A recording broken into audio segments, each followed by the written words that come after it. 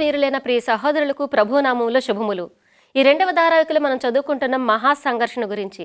ఈ మహాసంఘర్షణ అనే ధారావాహికలో ఈరోజు మనం 5వ పాఠం తెలుసుకోబోతున్నాం. అడ్డంకులన్నింటినీ ఎదుర్కొనగల విశ్వాసం. మరి ఆ విశ్వాసం మనలో ఉందా? ఉండాలంటే ఏం చేయాలి? అంతటి విశ్వాసం ఉన్నవాళ్ళు ముందు ఎవరైనా ఉన్నారా? ఇవన్నీ తెలియాలంటే మనం ఈరోజు పాఠం వినాల్సిందే. మీరు సిద్ధమైనట్లయితే పాఠాన్ని ప్రారంభించుకుందాం. నమస్కారం విల్సన్ గారు. నమస్కారం. నమస్కారం శ్యామరాజు గారు. నమస్కారం. ఈ మహాసంఘర్షణ ధారావాహికలో 5వ పాఠం అడ్డంకులన్నింటినీ ఎదుర్కొనగల విశ్వాసం. దాని గురించి పరిచయం చేయండి డాక్టర్ గారు. చాలా మంచి ప్రశ్న అడిగారు. ఈ యొక్క దానికి జవాబు ఈ గ్రంథంలో 7 అధ్యాయం నుంచి 11 అధ్యాయం వరకు వివరంగా రాయబడి ఉన్నది. ఎట్లాంటి విశ్వాసం, దానికి రకరకాలైన ఎగ్జాంపుల్స్, చరిత్రలో ఎట్లా జరిగిందనే దాని గురించి రాయబడి ఉన్నది. యేసుప్రభు కాలంలో కూడా చెప్పారు విశ్వాసం రకరకాలుగా ఉంది. ఒకటేమో రక్షించబడే విశ్వాసం, జస్ట్ సింపుల్గా నమ్మావు యేసుప్రభు అని. అది తర్వాత పరీక్షించబడిన మహా గొప్ప విశ్వాసం, అంటే అది అన్ని ఆటంకాలు ఎదుర్కొని తర్వాత ఒక స్త్రీ వచ్చి సైనోఫర్నేషియా స్త్రీ వచ్చి అడిగినప్పుడు ఏం విశ్వాసం, ఆశ్చర్యపరిచే విశ్వాసం. దట్ ఈస్ టాప్ మోస్ట్ అన్నమాట. ఏదైనా సరే మన అందరం కోరుకోవాల్సింది అది. కానీ చాలామంది క్రైస్తవులుగా మనందరం బేసిక్ విశ్వాసంలోనే ఉన్నాము. మనం ఎంఏ ఇంకా బిఏ కూడా అవ్వలేదు, కొంతమంది పిహెచ్డి విశ్వాసం. అంటే ఈ యొక్క రిఫార్మర్స్, దిద్దుబాటుదారులు, వాళ్ళకున్న విశ్వాసం ఖచ్చితంగా పిహెచ్డి అంతది. ఎందుకంటే వాళ్ళు ప్రాణాపాయం వచ్చినా వాళ్ళ బిడ్డలను కూడా ఎమ్మట పెట్టుకొని అడవుల్లో జీవిస్తూ, కొండ గుహల్లో జీవిస్తూ, కనీస సదుపాయాలు లేకోకుండా ఆకలికి ఇబ్బందులు పడి వాళ్ళు పండించుకొని ఏదో ఒకటి చేసి సాక్షులుగా నిలబడ్డారు. అంత గొప్ప రోమా సామ్రాజ్యానికి, అనగా క్రైస్తవ రోమన్ కథోలిక్ సంఘానికి వ్యతిరేకంగా నిలబడి ఇది సత్యం అని చెప్పటం అనేది వాళ్ళ దగ్గర నుంచి నేర్చుకోవాల్సిన గొప్పది చాలా ఉన్నది. వాళ్ళ జీవిత విధానాన్ని నుంచే ఈరోజు పాఠం తీయబడింది. మేలిమి పరీక్షించబడిన మహా గొప్ప విశ్వాసం అనేది. ఒక ఆయన రాస్తున్నాడు, అమెరికన్ ఫిలాసఫర్ ఫిలిప్ కుష్మన్ అని ఆయన రాస్తున్నాడు, ఎంటీ సెల్ఫ్, మన జీవితం విలువ ఎంత. ఒక ఆయన ఏమో నీటి బుడగ లాంటిదని రాశాడు, ఒక ఆయన ఏమో ఆకు లాంటిదని రాశాడు. మన విలువ ఎంత. ఒక కెమిస్ట్రీ ఆయన ఏం చెప్తున్నాడంటే ఈ యొక్క అంతా కూడా తీసేసి ఎముకల్లో ఉన్న అంత కెమికల్స్ అన్ని తీస్తే ₹4.16 పడుతుంది అని కొంతమంది విలువ కట్టారు. మానవుడి జీవితం ఏ పాటిది అని అంటే, దేవునిలో ఉంటే దాని విలువ కట్టలేము.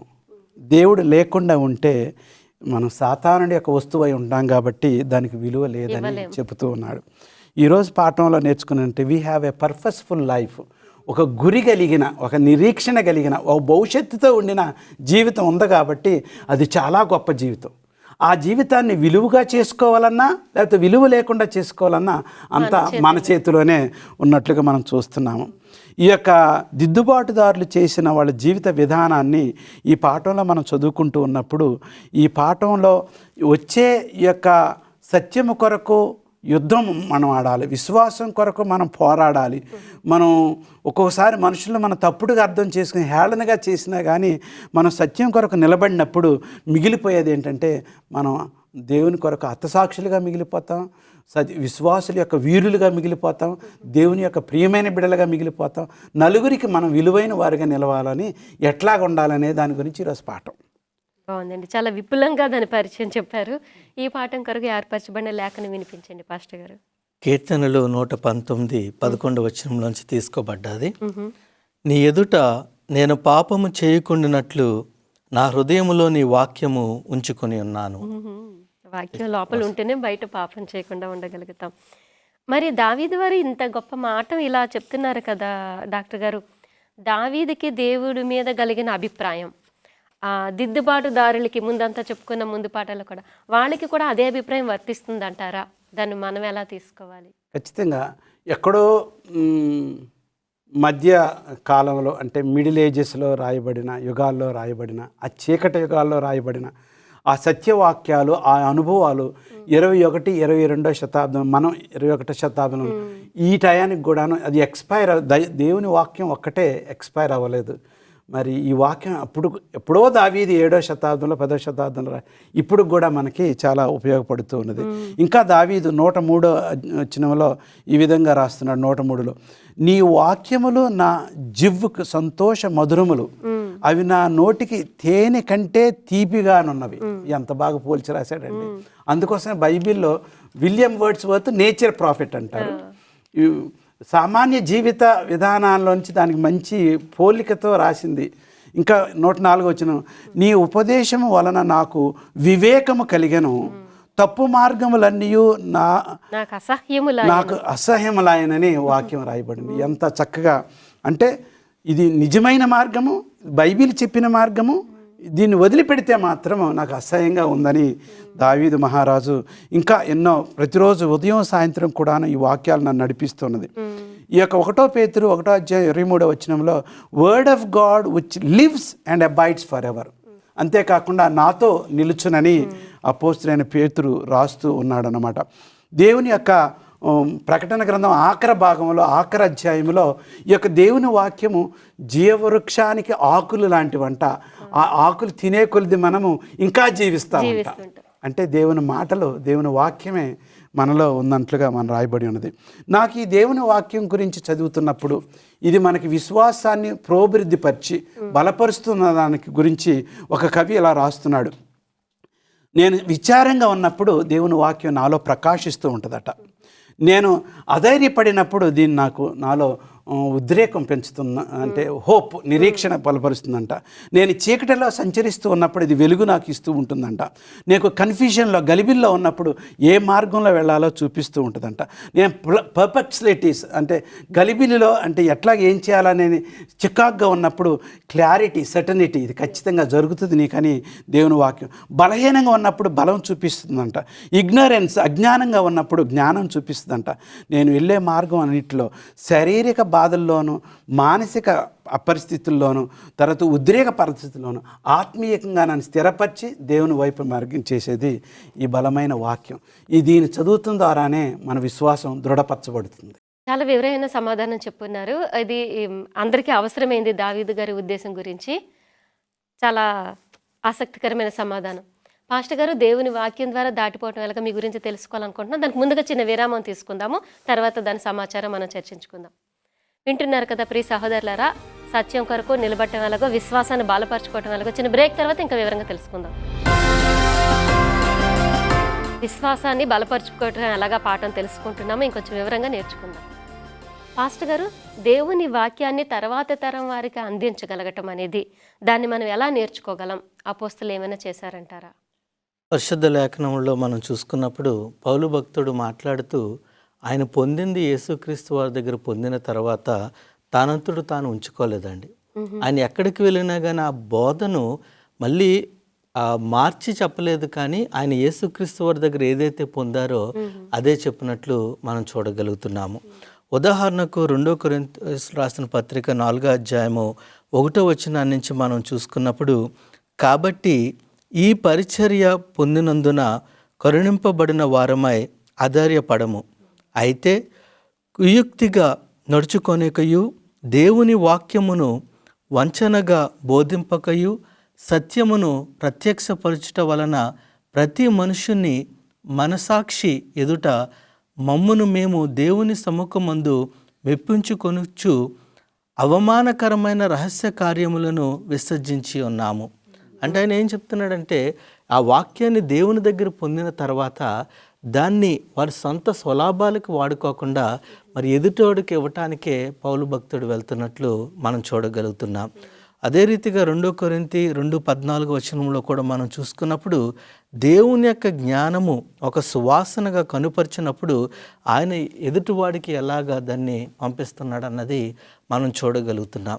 ఈ విషయాన్ని మన యొక్క దిద్దుబాటుదారుల్లో, ఒక రిఫార్మేషన్ తీసుకొచ్చిన వారిలో మనం చూసుకున్నప్పుడు విలియం టెండల్ అనే ఒక వ్యక్తి దగ్గర మనం చూడగలుగుతామండి. మరి అప్పటికే మనము విక్లిఫ్ గారు ఒక 200 సంవత్సరాల ముందు బైబిల్ ట్రాన్స్లేట్ చేశారు. గత పాఠంలో మనం నేర్చుకున్నాం. దాంట్లో కొన్ని సరిదిద్దుపాట్లు కొన్ని ఉండటం వల్ల ఈ యొక్క విలియం టెండల్ ఆయన ఏం చేశాడంటే, నేను దాన్ని మళ్ళీ ట్రాన్స్లేట్ చేయాలి అనే ఒక ఆలోచనతోటి ఆయన ట్రాన్స్లేషను ప్రారంభించాడు. కానీ ట్రాన్స్లేషన్ ప్రారంభించినప్పుడు చాలామంది ఇబ్బంది పెట్టారు, చేయకుండా చేశారు. కానీ గొప్పతనం వచ్చేటప్పటికి ఏంటంటే, ఆయన చంపేసినా కానీ ఆయన యొక్క తర్జుమా చేసిన వాక్యము తర్వాత తరం వారికి చాలా బాగా ఉపయోగపడినట్లు మనం చూడగలుగుతాము. ఉదాహరణకు మనము చూసుకున్నప్పుడు ఈ యొక్క విలియం టెండెల్ గారు తర్జుమా చేసింది ఆయన చనిపోయిన 4 సంవత్సరాల కంట 1611 సంవత్సరంలో కింగ్ జేమ్స్ వర్షన్ను ముద్రించడానికి వచ్చినప్పుడు విలియం టెండెల్ గారు ఏదైతే తర్జుమా చేశారో దాంట్లో మరి 77% 76% పాత నిబంధన గ్రంథంలోకి తీసుకున్నారంట, 83% ఏమో నూతన నిబంధన గ్రంథంలో తీసుకున్నారంట. అంటే ఆ పనిని సులువు చేసి ఆ యొక్క తర్జుమాని అతను వాడుకున్నారు. ఈ విలియం టెండెల్ చేసిన తర్జుమాని 2454 లాంగ్వేజెస్లోకి ఆ బైబిల్ తర్జుమా చేయటానికి ఉపయోగపడినట్లు మనం చూడగలుగుతున్నాం. అంటే మనకి ఇక్కడ తెలిసేది ఏంటంటే ఈ యొక్క సత్యవాక్యమును పొందిన వారికంటూ వారు ఉంచుకోకుండా వారు అపోస్తుల పౌలు ఎలాగైతే ఇచ్చారో మరి తర్వాత దిద్దుబాటుదారులు ఎవరైతే ఎలాగిచ్చి ఉన్నారో మన జీవితంలో కూడా మనము ఆ యొక్క వాక్యాన్ని ఎదుటివాడికి పంచుకుంటూ ఉండాలని తెలియచేయబడుతుంది. డాక్టర్ గారు, పరిశుద్ధ గ్రంథం అని చెప్తున్నాము. ఈ లేఖనం పరిశుద్ధాత్మ దేవుడే మనకి తెలియజేస్తున్నాడు అంటున్నారు. లేఖనం ద్వారా పరిశుద్ధాత్మ దేవుడు మనకి ఎలాగ విశదీకరిస్తున్నాడు అంటారు? పరిశుద్ధాత్మ దేవుడు ఈ గ్రంథకర్త, అంటే బైబిల్ రాసిన గ్రంథకర్త. మానవుడు మాత్రం చేతి పరికరం మాత్రమే. ఈ 3 థాట్, ఆయన ఆలోచన రావటం, రాసినాడు. కానీ ఆయా భాషల్లో తర్జుమా చేసినప్పుడు ఆ పరిశుద్ధాత్మ సహాయమే ఉంటుంది. ఎందుకంటే ఆ వాక్యం మాత్రం మలినం అవ్వకోకుండా పరిపూర్ణంగా ఉండటానికి పరిశుద్ధాత్ముడే సహాయం చేస్తున్నాడు.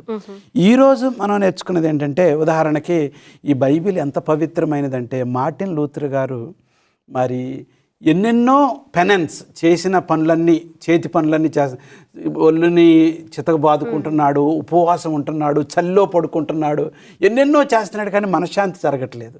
ఒక రోజున ఆయన యాజకుడిగా పనిచేస్తున్నప్పుడు ఒక రోజున ఏదో చూడటానికి సిద్ధపడటానికి గ్రంథాలయాలకు వెళితే ఆ యొక్క గ్రంథాలయంలో బైబిల్ చూస్తాడనమాట. బైబిల్ ఎప్పుడైతే చూస్తాడో దాన్ని చదివి he never saw that kind of book existed, ఉందని కూడా ఆయనకి తెలియదట. ఆయన చూసిన వెంటనే షేర్ డిలైట్, ఎంతో ఆనందపడ్డాడట. తర్వాత చాప్టర్ ఒక అధ్యాయం తర్వాత ఒక అధ్యాయం చదవటం మొదలుపెట్టాడు. దానికి ఉన్న క్లారిటీ, దేవుని యొక్క పరిపూర్ణమైన దేవుని శక్తి దాంట్లో ఉన్నట్లుగా గ్రహించాడనమాట. ఎంత చదువుతున్నాడంటే ఆయన చదువుతూ ఉంటే పరిశుద్ధాత్ముడు ఆయన మనసు తెలిసినట్లుగా, ఆయన ఏదో క్రొత్త విషయాలు తెలుసుకొని పైకి పెరుగుతున్నట్లుగా, ఆశీర్వదించబడినట్లుగా గ్రహించాడు.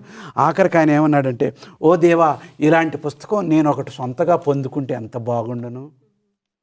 ఓ దేవా, ఇలాంటి ఆశీర్వదించబడిన గ్రంథం నేను సొంతగా పొంది ఉంటే ఎంత బాగుండును. Oh God, you would give me a book such as this అని దేవుడికి ప్రార్థన చేశాడంట. ఈ రోజుల్లో చెప్పుకోవాలంటే మా ఇంట్లో మేమిద్దరమే ఉంటాం, మా భార్యాభర్తలు. మా ఇంట్లో 7 బైబిళ్ళు ఉన్నాయమ్మా. ఆ రోజుల్లోనేమో ఆయనకు బైబిల్ లేదని దేవుడు ప్రార్థన చేశాడు. మా ఇంట్లోనే 7 బైబిళ్ళు ఉన్నాయి, కానీ మేము చదివేదేమో రోజుకి maximum maybe 20 minutes, half an hour చదువుతావేమో. చూడండి కాలం ఎట్లా మారిందో, దేవుడు ఎంత అందుబాటులోకి ఈ వాక్యాన్ని మన దగ్గర తీసుకొచ్చినాడు. ఈ విధంగా మనం చూసినట్లయితే బైబిల్ని మనము ఏ విధంగా అర్థం చేసుకోవాలి అని అనుకున్నప్పుడు ప్రార్థన పూర్వకంగా ముందు మనం బైబిల్ ప్రారంభించాలి. తర్వాత వాక్యాన్ని పోల్చి చూడాలి. వాక్యంలో నుంచే అర్థం తీసుకురావాలి, కానీ మన సొంత అనుభవాలు, సొంత ఆలోచనలు, మన తెలివితేటలు దాంట్లో పెట్టి అర్థం చేసుకోవడానికి మన ప్రయత్నం. అక్కడే చాలామంది పొరపాటు చేస్తున్నాడు. ఈ వాక్యం ఎలాగుందో కాబట్టి దీని అర్థం ఏంటని వేరే చోట వెతికి సర్చ్ ద స్క్రిప్చర్స్, ఆ దాంట్లోనే రక్షణ ఉందని మనం తెలుసుకోవాలి. అంతేకాకుండా ఇంకా మనం ఏదైతే అర్థం కాదో ప్రభా నువ్వు నాకు తెలియపరచమని దేవుడిని అడిగినప్పుడు దేవుడు మనకి సహాయం చేస్తాడు. ఈ రిఫార్మర్స్, ఈ యొక్క దిద్దుబాటుదారులు బైబిల్ వాళ్ళకి చెప్పి వివరించే వాళ్ళు ఎవరు లేరు కాబట్టి వాళ్ళు ఉపవాసంతో పట్టుదలగా డిస్కషన్లో ఉండి వాళ్ళు పరిశుద్ధాత్మ సహాయం కొరకు, నడిపింపు కొరకు ప్రార్థన చేసినట్లుగా మనం చూడగలుగుతున్నాము. ఈ విధంగా చేసిన వాళ్ళలో చాలామంది జాన్ నాక్స్, స్కాటిష్ రిఫార్మర్స్, చాలామంది ఈ విధంగా చేయటం. ఈ రోజుల్లో కథోలిక్ బైబిల్ వచ్చింది, మరి తర్వాత యెహోవా సాక్షుల బైబిల్ వచ్చింది, రకరకాలైన బైబిల్ వచ్చింది, న్యూయార్క్ బైబిల్ అని ఒక బైబిల్ వచ్చిందంటే అనుదిన భాషల్లోకి this guy called Jesus went around healing people. So భాష విలువ తగ్గించేసి రాసి అలాంటి బైబిల్ మనం చదవకూడదు. మనం చదివగలిగిన స్పష్టంగా ఉన్న బైబిల్ కింగ్ తొలగించి ఆ పవిత్రతని, ఆ పరిశుద్ధతను తొలగించి కింగ్ జేమ్స్ వర్జన్ బైబిలే మనం చదవాలా. ఒరిజినల్గా బైబిల్ సొసైటీ వాళ్ళు ముద్రించబడిన బైబిలే చదవాలా. ఈ నవీన కాలంలో మరి తద్దుమా చేసిన బైబిల్ చదవకూడదని నేను ఈరోజు పాఠం. బాగుందండి. చాలా చాలా విస్తారంగా ఉన్నాయి సమాధానాలన్నీ. పాస్టర్ గారు, కృప ద్వారా మాత్రమే రక్షణ, అది కదా మనకు అందరికీ తెలుసు. మరి అంటప్పుడు మన క్రియలు ఎలాంటి పాత్ర వహిస్తాయి అంటారు? కృపదార రక్షణ మనము ఇందాక మార్టిన్ లూథర్ గారు తన యొక్క జీవితంలో అనుభవపూర్వకంగా ఆయన పొంది ఈ యొక్క దిద్దుబాటును తీసుకురావటం మనం చూస్తున్నాము. మన క్రియలు వచ్చేటప్పటికి రక్షించబడటానికి మనం క్రియలు చేయము, కానీ విధేయత చూపించడానికి మనం చేస్తామండి. ఇదిగో నేను రక్షించబడ్డాను కాబట్టి నేను ఇంకా పాత జీవితం జీవించను అని చూపించటానికి మనము మంచి జీవితాన్ని జీవిస్తూ ఉంటాము. ఉదాహరణకి మత్తయి సువార్త 5వ అధ్యాయంలో యేసుక్రీస్తు వారు మాట్లాడుతూ మీ స్వక్రియలు కనపడేలా చేయమనేసి ఆయన చెప్పినట్లు మనం చూస్తున్నాం. చాలామంది ఏం చేస్తూ ఉంటారంటే ఈ యొక్క స్వక్రియలకును మరి రక్షణ పొందటానికి ఉన్న క్రియలకు వాళ్ళు కన్ఫ్యూజన్ అవుతూ దేవుడిస్తున్న ఉచిత కృపను పోగొట్టుకుంటారు. కొంతమంది ఏమో వారి యొక్క శక్తి మీద ఆధారపడుతూ ఉంటారు. రక్షణ వచ్చేటప్పటికి అది ఉచితంగా యేసుక్రీస్తు వారి ద్వారా వస్తుంది. మనం దాన్ని పొందిన తర్వాత దానికి విధేయత చూపించాలని మనం తెలుసుకోవాలి. బాగుందండి. చిన్న విరామం తీసుకుందాం. చిన్న బ్రేక్ తర్వాత పాఠం పూర్తిగా తెలుసుకుందాం. అడ్డంకులన్నీ ఎదుర్కోగలగల విశ్వాసం గురించి మనం నేర్చుకుంటున్నాం. పాఠం చివరి భాగంలో మన కోసం ఇంకా ఏ అంశాలు ఉన్నాయో తెలుసుకుందాం. డాక్టర్ గారు, ఈ క్రైస్తవ అనుభవంలో విధేయత అనేది ముందు పాస్టర్ గారు కూడా అన్నారు, విధేయత ద్వారా మన క్రియల ద్వారా చూపిస్తామని. అది ఎలాంటి ఫలము మనకిస్తుంది, మనం దాన్ని ఎలా చూపించాలంటారు? ఈ యొక్క తలంపు ముఖ్యంగా మనం బైబిల్ అంతా చూడగలుగుతాం, కానీ ముఖ్యంగా పౌలు రాత్రుల్లో నుంచి చూద్దాము. రోమీయులకు బాగా రాశాడు, క్రియలు విశ్వాసం. కొంతమంది చాలామంది దీనికి ఒకదానికొకటి వ్యతిరేకం అనుకుంటారు, కానీ ఒకదాన్ని ఒకటి కాంప్లిమెంట్ చేస్తుంది అనమాట. అంటే నువ్వు విశ్వాసం ఉన్నది కాబట్టి కృతజ్ఞతతో నీవు క్రియలు చేస్తున్నావు. నేను దేవుణ్ణి ప్రేమించాను కాబట్టి ఆకలిగా ఉన్న వారికి ఆహారం పెడతాను, అంతేగాని ఆ పెట్టడం ద్వారా నేను రక్షణ పొందుతాను అది కాదండి. సో దాని గురించి వివరంగా ఒకసారి 3వ అధ్యాయం రోమా గ్రంథం 27 నుంచి 34 వచనాలు చదువుతారా? కాబట్టి అతిశయ కారణం ఎక్కడా? అది కొట్టివేయబడును. ఎట్టి న్యాయమును బట్టి అది కొట్టివేయబడును? క్రియాన్యాయమును బట్టియా? కాదు, విశ్వాస న్యాయమును బట్టియే. కాగా ధర్మశాస్త్ర సంబంధమైన క్రియలు లేకుండా విశ్వాసము వలననే మనుషులు నీతిమంతులుగా తీర్చబడుచున్నారని ఎంచుచున్నాము. దేవుడు యూదులకు మాత్రమే దేవుడా? అన్యజనులకు దేవుడు కాడా? అవును, అన్యజనులకునూ దేవుడే. దేవుడు ఒకడే గనుక ఆయన సున్నతి గలవారిని విశ్వాస మూలముగాను, సున్నతి లేని వారిని విశ్వాసము ద్వారాను నీతిమంతులుగా తీర్చును. విశ్వాసము ద్వారా ధర్మశాస్త్రమును నిరర్ధకము చేయుచున్నామా? అట్లనరాదు, ధర్మశాస్త్రమును స్థిరపరచుచున్నాము. అది విశ్వాసం ఉంది, దేవా దేవా దేవా అని నువ్వు ఖాళీగా చేసే కన్నా నీ విశ్వాసాన్ని క్రియల్లో కూడా చూపించాలి. అంటే విశ్వాసం పెద్దది, క్రియలనే తక్కువ. కానీ క్రియలు లేకుండా విశ్వాసం మరణం, మళ్ళా వ్యర్థమైనది. అందుకోసం ఇక్కడ వాక్యంలో ఒకసారి జాన్ వెస్లీ ఎక్కడో మీటింగ్కి వెళ్ళి అమెరికాకి తిరిగి వస్తున్నాడు. జాన్ వెస్లీ అంటే మెథడిస్ట్ సంఘాన్ని స్థాపించిన ఆయన దిద్దుబాటుదారులో ఒక గొప్ప మనిషి అన్నమాట. మెథడికల్గా సిస్టమేటిక్గా బైబిల్ చదవాలి అని చెప్పాడు కాబట్టి మెథడిస్ట్ అని అంటారు. అర్థమవుందండి. ఉద్యోగ కోటాలు చేసి అమెరికా నుంచి తిరిగి ఇంగ్లాండ్ వస్తుంటే వాడ పగిలిపోయేటట్లుగా పెద్ద గాలి తుఫాను వస్తూ ఉన్నది. ఆయన నా పని అయిపోయిందిక, ఎండ్ ఆఫ్ మై మినిస్ట్రీ, నా జీవితం చచ్చిపోతానని నేను. సో ఆయన పై డెక్కకి వెళ్ళి ప్రార్థన చేసుకోవడానికి వెళ్ళాడు. అక్కడ గ్రూప్ ఆఫ్ మొరవీనియన్స్ అంటే ఒక క్రైస్తవ సమూహాన్ని చూశాడు. వాళ్ళు మొరవీనియన్స్ అంటారు. వాళ్ళు సంతోషంగా మాట్లాడుకుంటున్నారు. ఈ వాడ అటు ఇటు పడిపోతుంది, తిండి లేదు, చేరత దిగులు లేదు. ఏంటి మీకు దిగులు లేదంటే, లేదు మాకు అవసరం లేదు, మా జీవితం అంతా క్రీస్తులో యాంకర్ అయి ఉంది, దేవునిలో ఉన్నది, మాకు ఏదైనా ఆయన చేతిలో ఉంది, మా జీవితం అనేది మాకేంటనంటే అప్పుడు తెలుసుకున్నారు మనకి క్రియలే కాదు విశ్వాసం ముఖ్యమై ఉండాలి. విశ్వాసం ఒక్కటే కాదు, క్రియలై ఉండాలి. మార్టిన్ లూథర్ గారు చక్కగా రాశాడు ఉపోద్ఘాతం ఈ రోమా గ్రంథానికి. దానికి రాస్తూ విశ్వాసం అనేది ప్రాముఖ్యం, బై గ్రేస్, దేవుని కృప, దేవుని విశ్వాసం ఉండాలి. దానితో పాటు మన జీవితాన్ని కూడా చూపించుకోవాలి. ఇది చాలా ప్రాముఖ్యం. చాలామంది క్రైస్తవులు ఈ యొక్క దీన్ని సరిగ్గా బ్యాలెన్స్గా చూసుకోకుండా, సరిగ్గా అర్థం చేసుకోకుండా కొంతమంది ఏమో నేను కానుకలు ఇవ్వటం వల్ల, పాస్టర్ గారిని పొగడటం వల్ల, తర్వాత అజ్జేయటం వల్ల, ఇచ్చేయటం వల్ల దేవుడికి మంచి చేసుకుంటానే. అట్లా నీ విశ్వాసం ముందుండాలా, నీ సత్యం నువ్వు పాటించాలా, నువ్వు చేయగలిగింది కూడా క్రియలుగా. అప్పుడే క్రైస్తవ జీవితము మధురంగా కనిపెడుతుంది, ఫుల్ఫిల్లింగ్గా ఉంటుంది, సంపూర్ణంగా కనపడుతుంది. ఇంకా దీని సత్యం గురించి మనం నేర్చుకున్నప్పుడు ఆఖరి రోజుల్లో మనం మనుషుల్ని పోపుల వారిని దేవుడిగా చూస్తారు. దాని ద్వారా మరి మరియను పూజిస్తూ ఉంటారు. దాని ద్వారా నేను మంచి క్రైస్తవుడిని, నేను మంచి పొందుతున్నాను, నా చెడ్డ క్రియలన్నీ కొట్టివేయబడతాయి అనే ఆలోచన. బైబిల్ ప్రకారం మాత్రం సత్యమందు వారిని ప్రతిష్ఠించము, నీ వాక్యమే సత్యము. ఆ సత్యం యేసుక్రీస్తు ద్వారా వచ్చి ఉన్నది. ఆ సత్యాన్ని నువ్వు పాటించాలి, నీ విశ్వాసం వృద్ధిపరచుకోవాలి, ఆయనలో గట్టిగా పట్టుకోవాలా. అది చేస్తూ ఉండుగానే నీ క్రైస్తత్వాన్ని నలుగురికి చూపించాలి. బాగుందండి. చాలా చాలా వివరమైన సమాధానాలు ఉన్నాయి ఈ పాఠం అంతట్లో మనకి. పాస్టర్ గారు, మీరు ఇంకా ఏమైనా అదనపు సమాచారం ఉందా విశ్వాసం బలంగా ఉండటం కోసం? ఈ యొక్క పాఠంలో విశ్వాసం బలంగా ఉండటం మనం చూసుకున్నప్పుడు క్రైస్తవులుగా అనేకమైన ఆటంకాలు వస్తూ ఉంటాయండి. ప్రతి ఒక్కరికి కూడా ఆటంకాలు వచ్చినప్పుడు సర్వసాధారణంగా మనం ఒంటరిగా ఉన్నామని మనం అనుకుంటూ ఉంటాము. కానీ దేవుని యొక్క వాక్యము మనకు సెలవిస్తుంది ఏంటంటే, ఏ రోజు కూడా దేవుడు మనల్ని ఒంటరిగా విడిచిపెట్టడండి. నేను విడువను, నేను ఎడబాయను అని చెప్పిన వాడు నిత్యము కూడా, అది మనం కింద ఉన్నా లేకపోతే పైన ఉన్నా, ఎలాంటి పరిస్థితిలో ఉన్నా కానీ దేవుడు మనకి తోడుగా ఉంటాడు.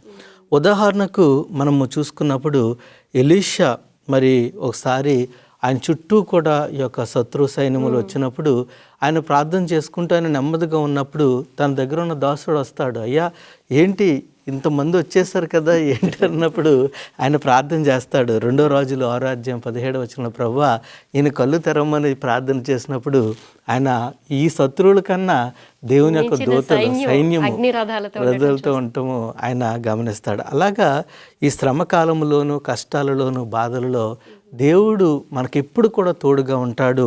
మనం చేయవలసిందల్లా కూడా ఏంటంటే ఆ దేవుని యొక్క దూతల సంరక్షణ మనకు కనపడేలా మనం చేసుకోగలిగితే విశ్వాసము మనకు బయలుపరచబడతా ఉంటుందండి. మార్టిన్ లూథర్ గారి యొక్క జీవితంలో మనం చూసుకున్నప్పుడు ఆయన రాస్తున్నది ఏంటంటే, ఈ యొక్క కృప ద్వారా మనం రక్షించబడతాము అనే ఒక దిద్దుబాటును ఆయన తీసుకొస్తున్న సమయంలో ఆయన చుట్టూ కూడా సాతాను శక్తులు అనేకమని కనపడ్డాయంటండి. చాలా ఇబ్బంది పెడుతూ, చాలా కష్టపెడుతూ దాన్ని ముందుకు తీసుకువెళ్ళలేతున్న పరిస్థితులలో ఈయన ప్రార్థన చేసినప్పుడు దేవుని యొక్క శక్తి ఏంటో ఆయన కనుగొనగలిగి ఉన్నాడు. దాన్ని బట్టి ఆయన ఆ దేవుడు ఏ రీతిగా క్రియారూపంలోనికి లేకపోతే ఆ దిద్దుబాటును తీసుకొచ్చడానికి ఈయనకి సహాయం చేసి ఉన్నాడో కూడా ఆయన తన యొక్క జీవిత సాక్ష్యం ద్వారా చెప్పగలిగి ఉన్నాడు. కనుక విశ్వాసం అనే దానికి మనకు వచ్చేటప్పుడు ఆటంకాలు వస్తూ ఉంటాయి. కానీ ఆ ఆటంకాలలో కూడా మనం యేసుక్రీస్తు వారిని చూడగలిగినట్లయితే మన విశ్వాసము బలపరచబడుతుంది. విశ్వాసం అన్న మాట తీరుని బట్టి మనం ఆటంకాలను ఎదుర్కొని ముందుకు వెళ్ళటానికి కూడా ఆస్కారం ఉంటుందండి. బాగుందండి. అందుకే పౌలు వారు ఒక అధ్యాయం అంతా రాశారు, అదృశ్యమైన ఉన్నవనటుకు రుజువయ్యేది విశ్వాసం. కరెక్ట్. డాక్టర్ గారు, అట్టి విశ్వాసం ప్రేక్షకుల అందరిలో ఉండాలని మీరు దీవించి ప్రార్థన చేయండి. ఘనమైన దేవా, ఈ పాఠాన్ని బట్టి నీకు స్తోత్రాలు. మాలో విశ్వాసం చాలా బలహీనంగా ఉన్నది ప్రభా. మేము ఎప్పుడైతే క్రైస్తవులు అయ్యామో వాళ్ళ విశ్వాసం అలానే ఉంది, వృద్ధిపడలేదు ప్రభా. నీ చిత్తమైతే మేము విశ్వాసాన్ని వృద్ధిపరచుకొని నీ యందు వర్ధిల్లి ఆత్మీయంగా బలపడి ప్రభా, క్రియలు కూడా చూపిస్తూ నీ యందు వర్ధిల్లి మేము క్రైస్తవులు అని లోకానికి చూపించి నలుగురికి సాక్షులుగా మమ్మల్ని వాడుకొనమని, మా హోప్ టీవీ తెలుగు కార్యక్రమాన్ని దీవించమని, నీ కృపలో మమ్మల్ని భద్రపరిచి మమ్మల్ని ఆశీర్వదించమని క్రీస్తుపేట ప్రార్థన చేసుకుంటున్నాం తండ్రి. ఆమేన్. చాలా విలువైన పాఠం అండి. ప్రతి ఒక్కరికి ప్రవచనాలు తెలిసినా తెలియకపోయినా విశ్వాసం అనేది ప్రతి ఒక్క విశ్వాసికి అత్యవసరమైంది. చాలా వ్యయ ప్రయాసాలకు వచ్చి చాలా వివరంగా చెప్పారు. ధన్యవాదాలు. తెలుసుకున్నాం కదా ప్రియ సహోదరులారా, అడ్డంకులన్నింటినీ ఎదుర్కొనగలిగే విశ్వాసం, ఆ స్థాయికి మనం ఎదగాలి. అది చాలా అవసరం. అది తెలియాలంటే ఈ వాక్యంలో దినదినము ఎదగటమే మనకు అవసరం. ఈ వాక్యం ఎక్కడితో ఆగిపోవట్లేదండి. మనం ఉండినా ఉండకపోయినప్పటికీ కూడా లోకమంతటికి సాక్ష్యంగా ఉంటుందని మనకు చెప్తుంది. అది తెలియాలంటే వచ్చే పాఠం ఆ 2 సాక్షులు ఎవరో నేర్చుకోవాలి. ఆ పాఠంలో కలిసే వరకు క్రీస్తు నామములో శుభములు.